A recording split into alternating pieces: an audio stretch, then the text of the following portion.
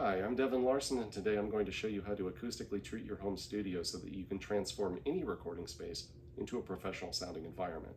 And before I get into that, I'd like you to like and subscribe to my channel and make sure you click on that little bell to turn on notifications so you don't miss the next video. Now, you want to consider acoustics in your home studio before anything else, before you consider the kind of equipment that you're going to put in, what microphone you're going to use, because if your recording space doesn't sound good, you won't sound good.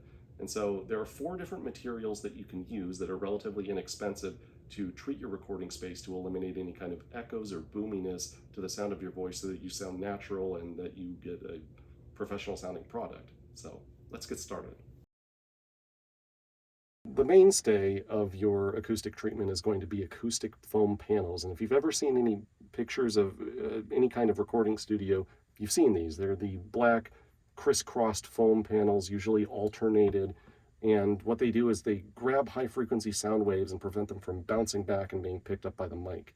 And what you want to do is you either want to have them in a solid arrangement alternating so that they can pick up sound bouncing at them from different angles, or you can also checkerboard them where you leave a blank space and alternate where you put them. Just make sure if you do that, that on the opposite wall you alternate. So where there's a blank space on one wall, there's a foam panel on the other, so you don't have 2 hard surfaces parallel to each other for the sound waves to bounce back and forth. That would be real bad. And you want to put the majority of your foam panels at the height of where your voice is and where the mic is so that it's picking up those bounced sound waves. And you want to surround the mic. You want to have foam panels on either side wall and then the back wall to make sure that you can do that.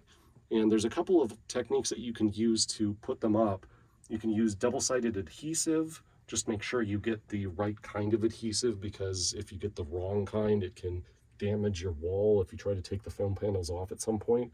Or you can do what I did and use a staple gun and just staple them to the wall, relatively quick and painless. That's what I'd recommend. The next thing you need to consider is anywhere you have a corner in your room, there's a danger of sound waves getting trapped and bouncing back and forth. And that's what bass traps are for. You want to make sure that anywhere there's a corner, you put bass traps. And what they do is they're very similar to acoustic foam. They're just deeper and there's more material there, and they're there to absorb low frequency sound waves. And so, as I said, anywhere that there's a corner, put some bass traps, and they'll prevent that kind of echo from low frequency sound waves. So the next type of material is sort of an all-purpose prevention against echoes. It's sound blankets. And they're similar to moving blankets, except they're actually rated for sound. The material is a lot thicker, and they come with grommets typically, and you can put them on hooks and then hook them on some kind of a rod, or just put them on hooks attached to the wall, doesn't matter. But what you want to try and do is make sure that there's a little bit of a gap between the blanket and the wall so that any sound waves that penetrate through the blanket get trapped in that space between the wall and the blanket and loses momentum and then doesn't make it back into the recording space. The final material isn't actually something that absorbs sound waves like the other things that I've shown you. Because one thing that you don't want to do in all of this is lose every last bit of reflected sound. You just don't want it to echo back onto the mic. And so the last material that I'm going to show you is called a diffuser panel. And there's different type of diffuser panels that you can get. These are the cheaper kind that are made of plastic, and you can just use double-sided adhesive. You can get all kinds of diffuser panels, including really expensive ones that basically double as art pieces. And what they do is, because they have these different points and different surfaces and angles, any sound waves that hit them get bounced off in a different direction. So they stay in the recording space and contribute to the richness of the sound of your voice, but they don't just echo immediately back onto the recording. And so there's 2 places that you want to put them. You want to put a couple of diffuser panels above and behind on the back wall of where you're recording, and then you want to put a couple right above where the mic is, right above where you're recording, and those will catch and then scatter those excess sound waves.